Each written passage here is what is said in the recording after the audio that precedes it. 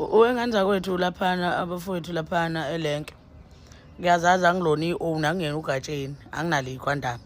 Kodwa uyabona-ke namhlanje ngoba kwehla mina ingqungquthela. Uyizwa kuthiwa kwehla ingqungquthela ngiyadilika-ke. Ngifisa isifiso sami nje kungakafiki elenke manje. Kube ukuthi leli ikhwantama engizolekhwela sengiyekhaya. Leli ikhwantama lizobe likhwelwe yimi lo Nquzimathela. Alibe nekhasete likamfoka Ndukuzimbi. Ethi uyangizonda.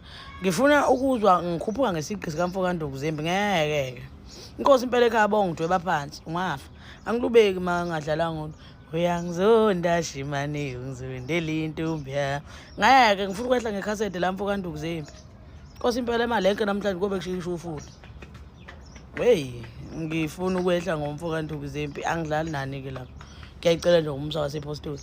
Ngilapheni ngekhasete lakamfoka Ndukuzimbi elisha unyuwane.